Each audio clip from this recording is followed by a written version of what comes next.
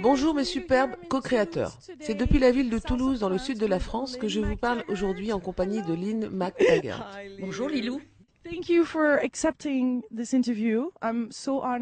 Merci d'avoir accepté cette interview. C'est un honneur pour moi d'être assise là à côté de vous. Quelle surprise!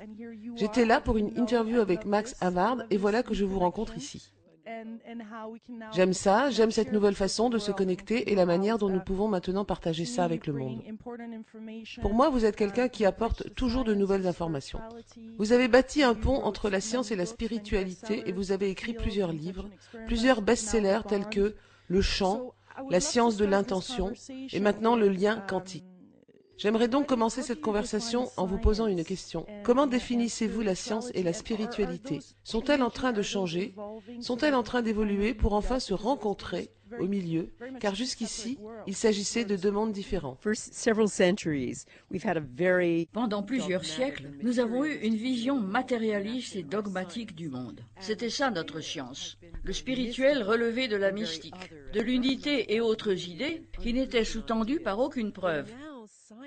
Cependant, la science est maintenant en train de prouver ce que tous les anciens maîtres avaient toujours cru, pendant des siècles et des siècles. La science parle maintenant d'unité. Elle dit que tout ce qui existe fait partie d'un ensemble plus grand, que ce que nous pensions être le monde physique est bien davantage qu'une simple matière, et que nous sommes bien plus que ce qu'on nous disait être.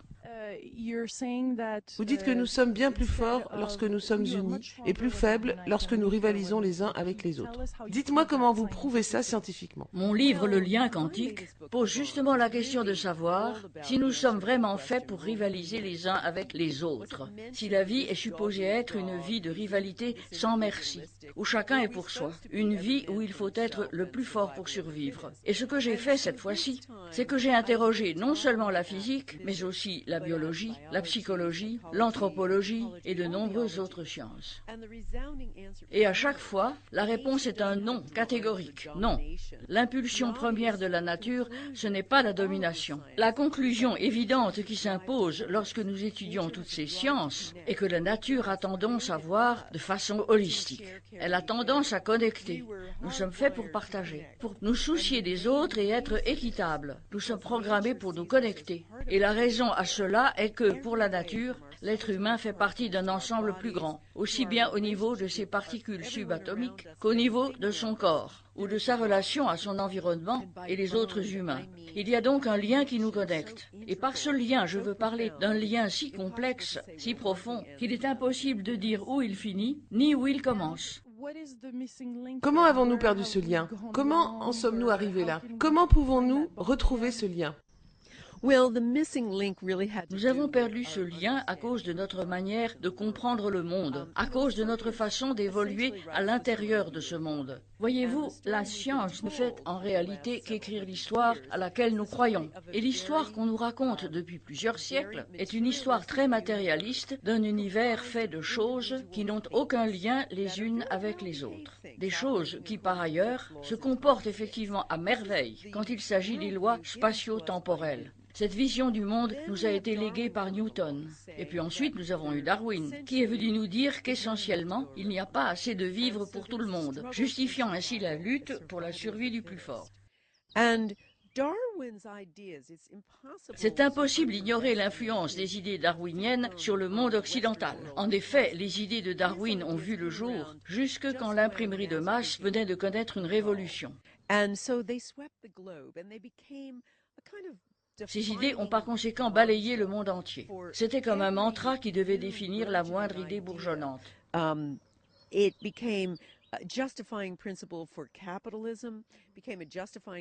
principe pour justifier le capitalisme, le colonialisme, la domination d'une race sur l'autre. Hitler aimait beaucoup Darwin. C'était devenu, voyez-vous, un principe pour justifier les affaires et pour se comporter en sociopathe. Tout était comme ça. Cette idée de lutte pour la survie, cette idée que je dois toujours être le premier de la meute, est pratiquement le principal moteur de tous les aspects de notre société occidentale.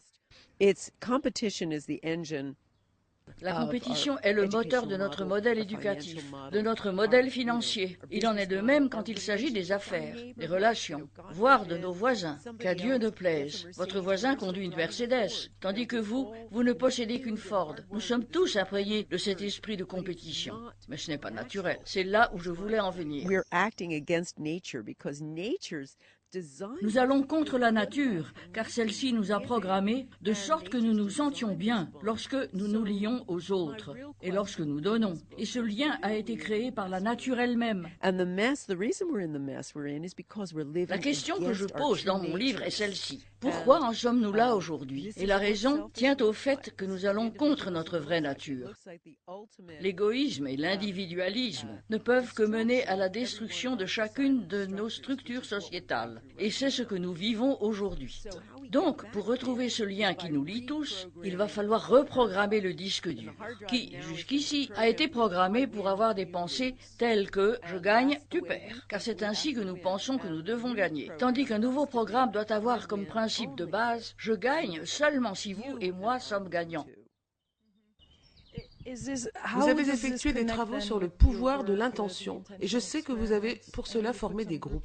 Parlez-nous de cette expérience et dites-nous comment nous pouvons utiliser le pouvoir de l'intention pour changer le monde.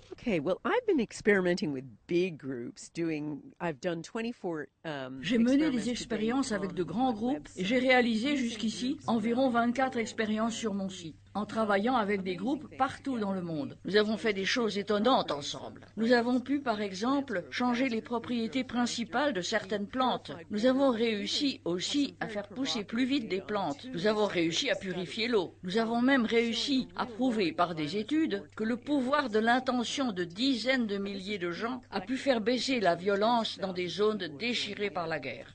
Des groupes où chaque membre se focalise sur la même chose et sur une même pensée. Oui, la même pensée, le même but, en utilisant les mêmes phrases. Je dis aux gens, voilà la phrase à utiliser, et voici ce qu'il faut imaginer. Donc, tout le monde a la même pensée en même temps.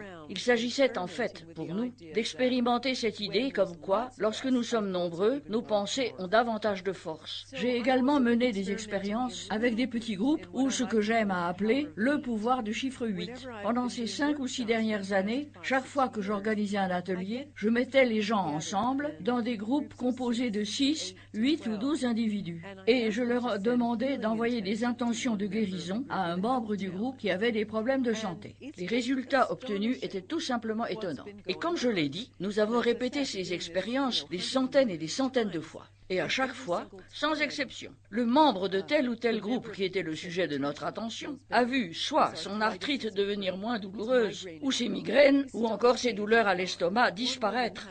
Une femme, par exemple, avait une sensation de voile devant les yeux. Elle voyait à peine, mais elle a eu 80% de ses capacités visuelles restaurées. Des gens qui boitaient se sont mis à remarcher normalement. J'étais vraiment étonné par tous ces résultats. Car, voyez-vous, moi-même je n'avais jamais enseigné que l'intention était une modalité de guérison. Et je ne dis certainement pas que je suis une guérisseuse. Je me suis mise en tout cas à étudier tout cela de plus près.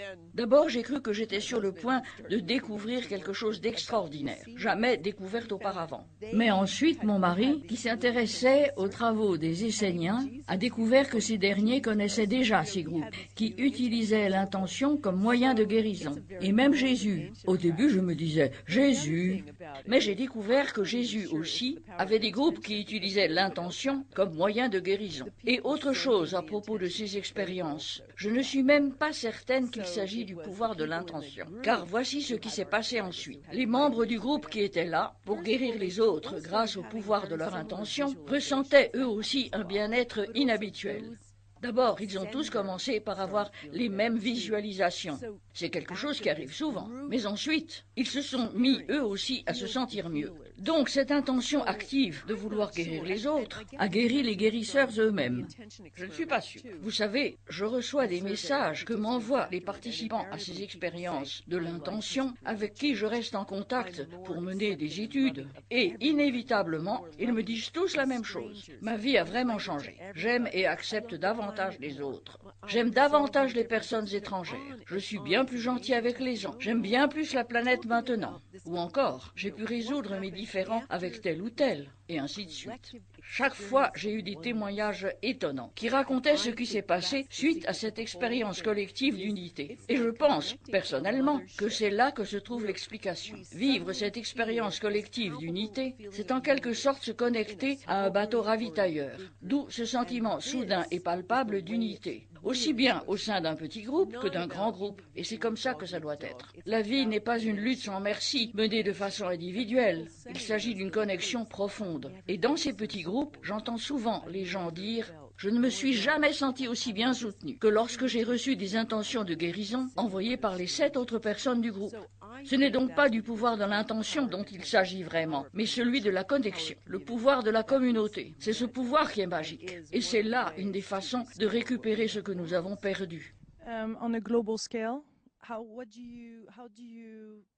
Et comment peut-on appliquer les résultats de vos expériences à une échelle plus globale de façon à ce qu'ils participent à la transformation du monde? J'imagine que tout le monde n'est pas nécessairement au courant de ce que vous faites. Et puis il y a également peut-être des limites à tout cela, des limites que vous avez vous-même rencontrées peut-être durant vos expériences et qui seraient de nature à rendre ces expériences inapplicables à une plus grande échelle.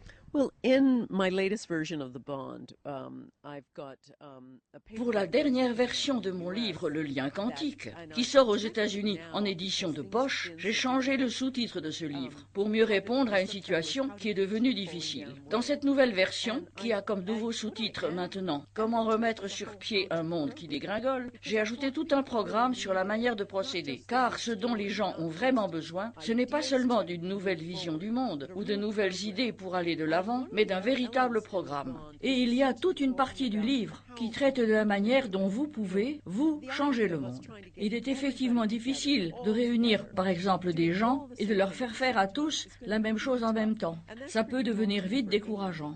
La question que les gens se posent habituellement est plutôt « Que puis-je faire moi, personnellement ?» Vous savez, nos politiciens ne savent même pas comment parler les uns aux autres. Et c'est de cela que je parle dans mon livre. Je dis comment vous pouvez, vous, personnellement, devenir un facteur de changement. Le problème est que nous avons appris à voir les choses comme étant séparées les unes des autres. Notre programmation ne nous permet plus de voir les choses dans leur totalité, contrairement aux cultures indigènes. Néanmoins, c'est quelque chose que nous pouvons apprendre très vite à faire. Et j'essaye dans mon livre de fournir justement des programmes pour ça. Voir la totalité veut dire que vous êtes capable, en effet, de considérer les autres points de vue. En d'autres termes, vous ne pouvez vous connecter aux autres que si vous dépassez cette idée selon laquelle vous ne pouvez communiquer qu'avec des gens qui vous ressemblent. Dites-nous en plus là-dessus, car nous discutons là d'un point crucial. Il nous arrive tous de vivre des situations dans lesquelles nous nous sentons surpris ou bloqués, ce qui crée en nous des résistances et nous empêche de communiquer librement. Pourtant, il nous est possible de nous sentir si connectés et d'avoir par conséquent des conversations si profondes avec des gens qui ont déjà connu cette transformation. Comment, à votre avis, peut-on instaurer une nouvelle façon de communiquer? Quel est ce pas qui reste à franchir? Nous devons changer notre façon de nous lier les uns aux autres. Et c'est de cela que traite une autre partie de mon programme, qui explique justement comment procéder. Nous sommes en effet programmés à avoir des relations teintées de rivalité. Des relations basées sur le modèle « je perds, tu gagnes ». Moi, j'ai une Ford, toi, tu as une Mercedes. Moi, je gagne 2000, toi, tu gagnes 3000. C'est ça notre façon de voir les relations. Une autre façon que nous avons de communiquer avec les autres consiste à rechercher la similitude. Nous ne nous connectons et devenons amis qu'avec des gens qui nous ressemblent à tout point de vue, ce qui donne nous d'un côté et eux de l'autre. Même le mouvement Occupy Wall Street et son slogan « Nous sommes les 99%», mouvement avec qui je sens par ailleurs une connexion cordiale. Même à ces gens, j'ai envie de dire que ce dont nous avons besoin, ce n'est pas d'arriver à 99%, mais à 100% de gens unis, car c'est la seule manière pour nous d'aller de l'avant. À mon avis, c'est magnifique ce que font ces gens, car ils pointent du doigt l'injustice de notre modèle. Cependant, le but ultime, c'est de connecter tout le monde.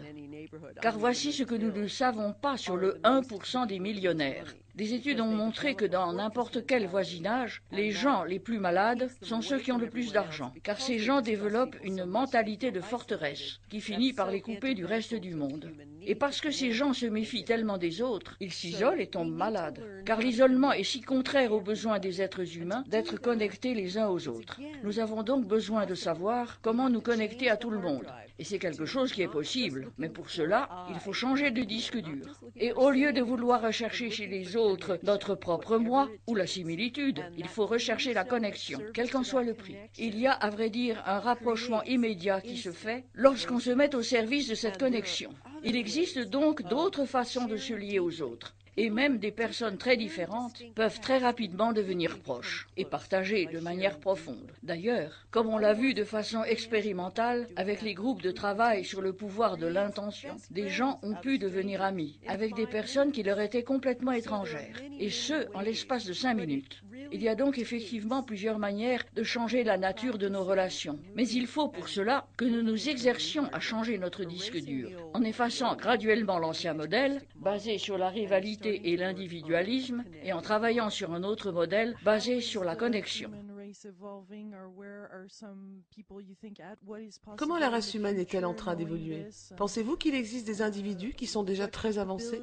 Pensez-vous que nous pouvons développer de nouvelles capacités? Well, I think we have all of the capabilities, Lilu. They're all here. Je pense, Lilou, que nous possédons déjà toutes les capacités requises. Elles sont toutes là. Nous avons tous des capacités surprenantes. Nous avons tous la capacité de guérir. Et celle-ci n'est pas l'apanage d'une minorité surdouée. Nous avons tous la capacité d'utiliser le pouvoir de l'intention pour envoyer des messages spécifiques à l'univers et faire en sorte que celui-ci réponde à nos demandes. Nous sommes tous capables d'utiliser toutes sortes de mécanismes extrasensoriels. C'est de cela et autres phénomènes identiques que je traite dans mon livre Le Chant. On a pu par exemple prouver que nous avons la capacité de voir par-delà nos sens, que nous avons la capacité de capter l'information de façon extrasensorielle et de communiquer avec d'autres personnes indépendamment de la distance et du temps qui nous séparent. Nous possédons donc ces capacités humaines, mais nous devons aussi maintenant adopter une nouvelle vision du monde, car l'ancienne vision du monde nous limite dans le sens où elle considère les humains comme des individus séparés les uns des autres, des individus qui rivalisent sur une planète et à l'intérieur d'un univers complètement indépendant. Ça, c'est l'ancien modèle matérialiste. Mais en adoptant la nouvelle science, nous comprenons que nous sommes bien plus que ce qu'on nous dit être, que nous avons des capacités illimitées. Mais il va falloir cependant qu'on s'occupe de l'ancien disque dur, car nous avons été programmés à penser petit. Nous avons été programmés à penser de façon individualiste et compétitive, et il va falloir commencer à penser grand. Et comme l'explique Bruce Lipton dans ses travaux, le subconscient représente malheureusement 80% de nos interactions. Et lorsque nous ne sommes pas dans le moment présent, nous fonctionnons malheureusement à partir du passé, ce qui tend à limiter notre potentiel. Il y a donc des choses qui doivent, j'imagine, être guéries d'abord. Yes. Well, my husband, who's written a book called Time Light that's just being released, talks about Mon mari a écrit un livre dont le titre en anglais est Time Light. Dans ce livre, il explique que le temps, c'est nous et qu'essentiellement, le nous n'est rien d'autre qu'un agglutinement de nos propres expériences passées non digérées. Tandis que le nous qui est vraiment là, qui est conscient, le nous qui a toutes ses capacités surprenantes, le nous doté d'une pure potentialité, comme il le dit, ce nous-là est écrasé par le nous qui nous vient de notre passé et qui nous habite, tel un invité non désiré en quelque sorte. Je pense donc que la manière de rester présent, c'est de pratiquer des exercices qui nous ramènent au présent. J'en parle dans mon livre Le lien quantique. Et mon mari en parle aussi dans son livre Time Light. Il s'agit pour nous, en fait, de reprogrammer notre disque dur. Et tout cela en ayant recours à l'affirmation et au sentiment, car c'est un processus qui fait appel au sentiment. Well, I think you also have to reprogram how you relate to people. Je pense qu'il faut aussi reprogrammer notre façon de nous lier les uns aux autres.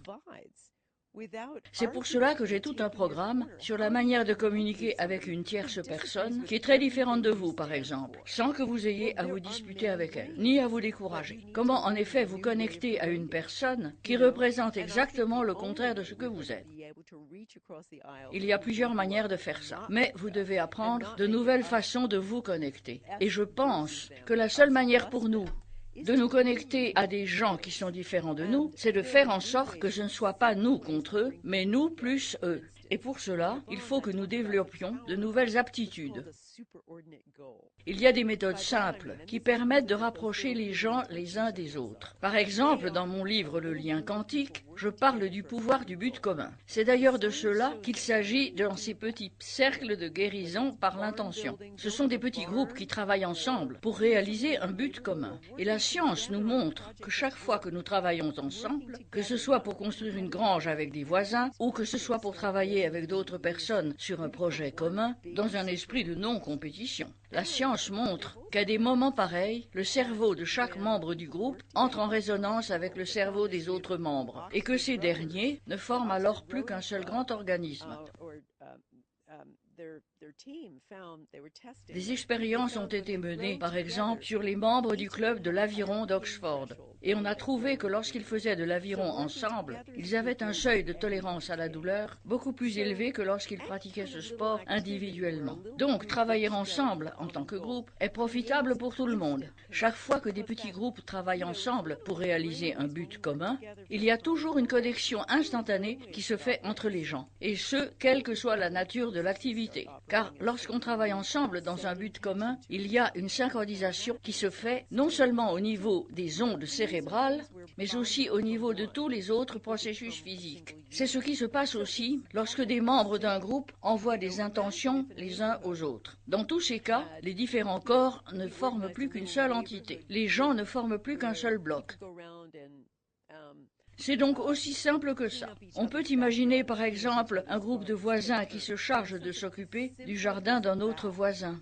En faisant des choses aussi simples que ça, vous pouvez créer un rapprochement profond entre les gens. Et je vous garantis que c'est tout le voisinage qui en sortira revitalisé. Pour amener une transformation, il faut qu'il y ait d'abord une transformation du cœur. Nous ne pouvons réaliser de grands projets sans que chacun de nous ait accompli sa part individuelle de transformation. Mais il y a encore autre chose. Il est important de commencer petit.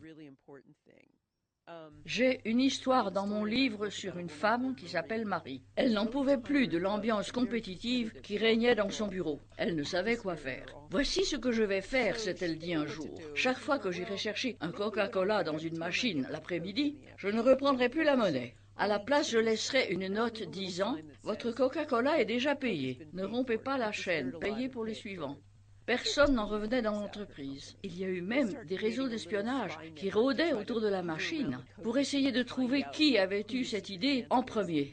Mais Marie s'est mise ensuite à laisser des beignets au premier étage, amplifiant ainsi la mise. Pendant des semaines entières, la conversation dans l'entreprise ne tournait plus qu'autour de ça. Et ce fut finalement cet événement qui a changé la culture de l'entreprise tout entière. Ce que je veux dire par là, c'est comment quelque chose d'aussi insignifiant, comment un acte de générosité aussi infime a pu faire voir aux gens qui ils sont vraiment. Comment un acte aussi infime a pu mettre fin à une ambiance compétitive et a permis aux gens de se connecter avec ce qu'ils sont véritablement.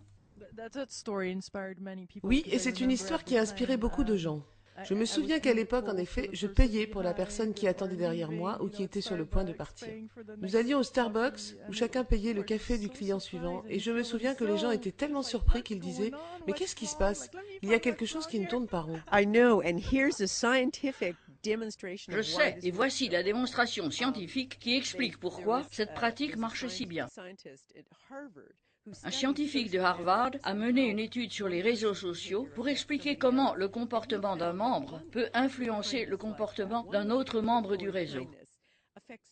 Et il a, par exemple, découvert qu'il suffisait qu'un membre du réseau accomplisse un petit acte de générosité pour que d'autres membres l'accomplissent aussi, et ce sur 4 niveaux différents du réseau social.